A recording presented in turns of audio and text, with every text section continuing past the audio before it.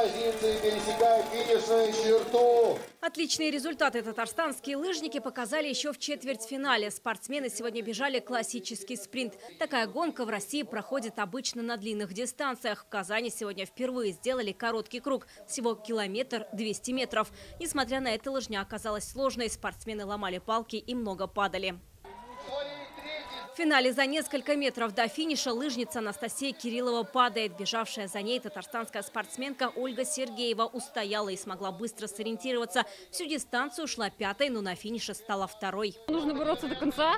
Сегодня мне повезло. Сделала все, что могу. Ольга Сергеева рассказывает, эти соревнования самые морозные в ее карьере. Очень холодно. Мне приходится как-то приспосабливаться, потеплее одеваться, заклеиваться.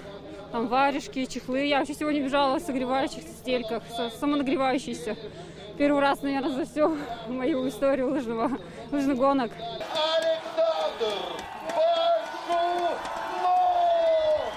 Победителем у мужчин в классическом спринте стал фаворит гонки олимпийский чемпион Александр Большунов. Это его 14-я победа подряд в розыгрыше Кубка России. Второе и третье места на пьедестале забрали татарстанские лыжники Сергей Ардашев и Иван Горбунов. Я Мишке обещал, сыну своему, что без медали не вернусь, что медальку тебе привезу. Он еще не понимает, но... Из-за холода некоторые спортсмены не вышли на старт, в том числе лидер общего зачета олимпийская чемпионка Вероника Степанова. А вот болельщиков, несмотря на мороз, много. Они здесь из разных регионов. Это видно по плакатам.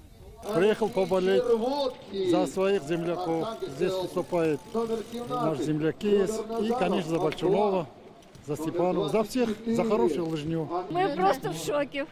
Очень красиво все так. Пришли пешком посмотреть на Веронику Степанову. Она сегодня не выступает.